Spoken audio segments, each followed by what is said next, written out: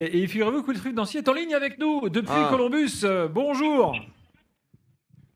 Bonjour tout le monde. Bonjour et merci beaucoup de prendre du temps pour nous répondre parce que vous jouez demain, hein, c'est ça, avec Columbus en MLS. On joue mercredi. Mercredi. Ouais, Alors, ouais. en fait, il y a tout en même temps, quoi. Il y a la Gold Cup, la MLS, la Coupe du Monde des clubs. Ça. Wilfried, c'est pas un problème pour vous, ça? Oui, c'est un problème, c'est un gros problème. Parce qu'en tant que coach, déjà, on joue en MLS durant la trêve internationale. Et ça, c'est un débat que l'on a depuis pas mal d'années. Parce que si on veut être compétitif dans le monde entier, on a besoin d'être sur la même page que tout le monde.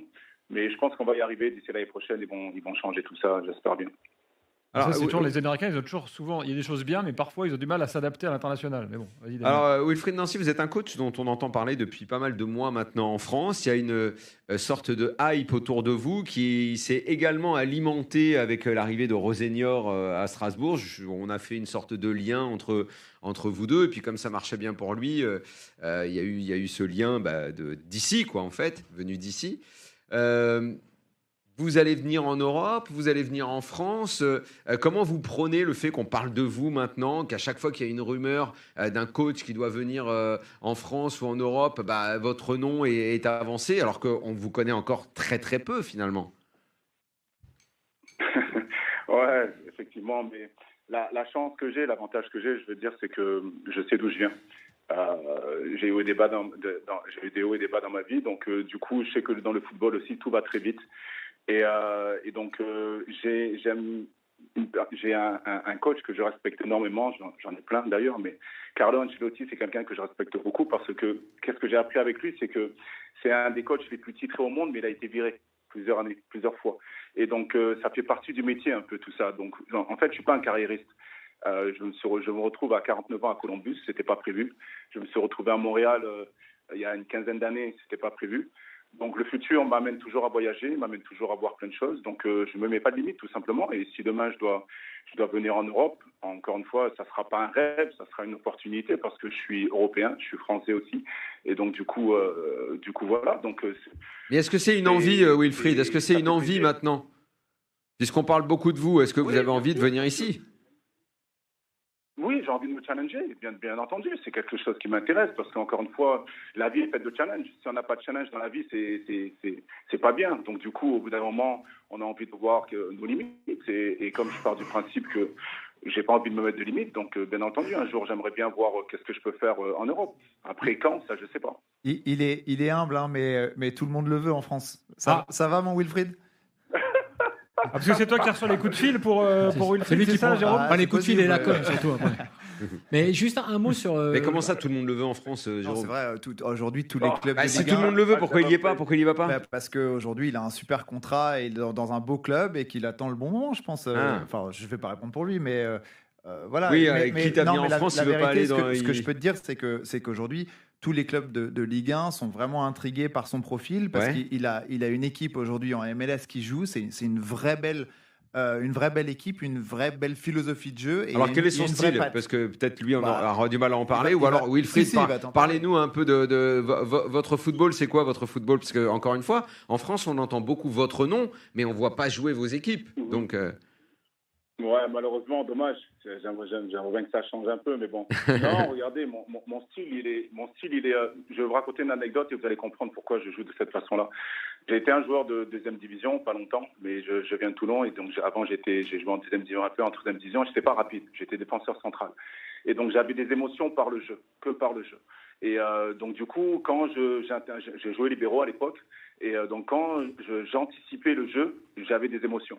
Donc en fait, mon jeu il est basé sur ça, sur être proactif dans le jeu et c'est apprendre à se comprendre par le jeu. Donc comment se déplacer ensemble, comment attaquer la surface de réparation, comment manipuler l'opposition et être proactif parce que je pars du principe que dans la vie, si on ne fait pas preuve de proactivité, on n'avance pas. Donc du coup, j'essaie de lier l'aspect l'être humain et en même temps le joueur. Et à partir de là, j'arrive à développer certaines choses et en termes de résultats, ça se passe bien pour l'instant parce que le football, ça va vite dans les deux sens.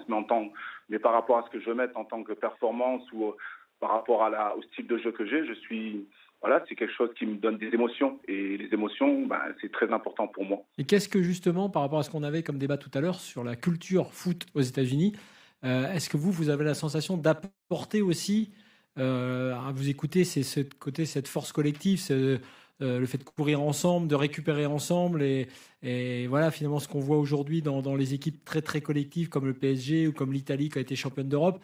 Est-ce que vous avez la sensation que justement la MLS manque de cette culture-là? Elle se dirige vers ça, en toute humilité. Peut-être que j'ai inspiré un peu, je ne sais pas, mais ça se dirige vers ça. Vous savez, la MLS, depuis les 5-6 dernières années, ça a beaucoup changé. Les 10 dernières années, on était, comme on dit en anglais, by the book. C'est-à-dire qu'ils attaquaient tous de la même façon, ils défendaient tous de la même façon. Maintenant, il y a une culture tactique qui est super intéressante. Je prends beaucoup de plaisir à préparer les matchs. Auparavant, quand j'étais à Montréal, j'étais assistant aussi. Et donc, je faisais aussi je préparais les matchs, j'étais scouting. Et donc, ce qui se passait, c'est que c'était chiant, quoi, parce que c'était pratiquement la même chose. Tandis que maintenant, il y a beaucoup plus de créativité. Il y a des équipes qui ont ils ont tous des philosophies claires et définies. Après, il y a toujours débat sur la façon de voir le football. Mais en tout cas, je prends énormément de plaisir à justement avoir des équipes qui prônent par le collectif, des équipes qui prônent par les individualités, parce que comme j'ai entendu auparavant, il y a la salary cap ici et les DP, les joueurs désignés, sont très importants. Mais j'essaie justement à l'intérieur du club où je suis de faire passer le message et aussi de jouer d'une façon que oui, les joueurs désignés sont très importants, mais il n'y a personne qui est au-dessus de l'institution. Et on a besoin de tout le monde pour être bon. Et les individualités vont être bonnes par rapport au collectif et non pas l'inverse. Et c'est ce qui se passe maintenant sur plusieurs clubs. Et ça commence à devenir vraiment intéressant. Sincèrement, je prends beaucoup de plaisir à préparer les matchs. Il y a beaucoup plus de diversité, j'ai envie de dire, dans le jeu. Une dernière question. Alors, vous avez été, avant d'être à Columbus, vous avez notamment été l'adjoint de Thierry Henry à Montréal, avant de prendre l'équipe. Rémi Garde aussi. Rémi Garde aussi. Ouais. Est-ce que vous auriez eu le même parcours? Est-ce que vous pensez que vous auriez eu le même parcours en Europe? Ou est-ce que, mine de rien, le système américain et le niveau du foot ici a été un accélérateur? Non, ici, ça a été un accélérateur. En France, avec beaucoup d'humilité, je pense que je serais arrivé à quelque chose, mais ça aurait pris beaucoup plus de temps. Mais aux États-Unis, à Montréal, j'ai fait preuve de patience, mais ça arrivait quand même beaucoup plus vite. Ça, c'est une réalité.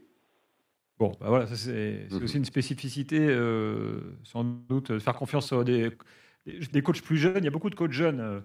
Non, mais il faut dire aussi qu'en France... Oui, mais en Allemagne, en Allemagne, il y a de plus en plus de coachs qui sont jeunes. Après, c'est une question de culture. Les cultures sont totalement différentes. Que ça soit, je vois en Allemagne, ils n'hésitent pas à mettre des entraîneurs qui sont très jeunes. Parme a fait signer un coach de moins de 30 ans. Là.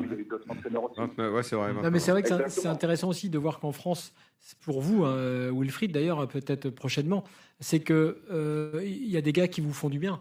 Des gars comme Will Steele, des gars comme Rosenior. Je parle plutôt de génération, là, pas forcément d'origine de pays. Mais c'est vrai que de voir que à la fois des cultures différentes, mais surtout des âges différents et des joueurs, des entraîneurs plus jeunes réussissent, bah, ça peut permettre de donner confiance à des clubs pour recruter des coachs comme vous. Wilfried, merci beaucoup. On vous souhaite de gagner déjà mercredi et puis on vous souhaite une longue carrière de coach. Il attend peut-être que Nancy remonte plus haut pour avoir quand même le transfert absolu, c'est-à-dire Wilfried Nancy à Nancy. Voilà, et pas à Metz, bien sûr. Merci beaucoup pour le temps. Amusez-vous bien ici et profitez aussi de la ville new-yorkaise. Ah oui, bah là on est dans un salon que vous connaissez. Je crois que vous êtes venu ici au consulat, donc c'est royal. Vous êtes alors là, les petits buffets, vous allez en avoir. Très bien, on est venu aussi pour ça. On va pas se mentir. Merci. Il va bien falloir qu'on le voit en Europe, Wilfried Nancy, et en France, quoi. J'ai l'impression que c'est le coach. Alors Jérôme, tu lui dis il y a beaucoup de clubs français qui s'intéressent à lui. Déjà, ça passe par une médiatisation, ça passe par un bon travail évidemment sur le terrain, et ça c'est fait. Je veux dire que l'after pourrait avoir une com sur un éventuel transfert. Même si c'est la MLS, mais bon, être champion d'un championnat et puis avoir des idées dans le jeu. Il a bossé avec Thierry Henry, qui à mon avis va lui faire un petit peu de pub aussi. J'ai l'impression qu'on y est là. C'est quoi? C'est le prochain mercato? Peut-être pas cet été, peut-être le prochain. Mais il va... Daniel, j'attends que tu me boostes. C'est ce que je suis en train de faire là, Wilfried. C'est ce que je suis en train de faire là. Je n'entends que du bien de toi, donc il va falloir venir. Moi, j'ai un scénario, Wilfried, c'est-à-dire qu'en gros, là, tu as fait en plus preuve d'humilité, tu as dit je reste parce que je suis fidèle. Tout ça, c'est très bon, très très bien vu. Grosse patience, alors que tu aurais pu signer le contrat. Donc le prochain, il sera normalement un peu plus gros. Donc, mercato d'hiver, les coachs virés. Bam, tu prends un club, tu réussis, et là, dès la deuxième année, tu as un autre gros club. Tu vas aller plus vite que prévu.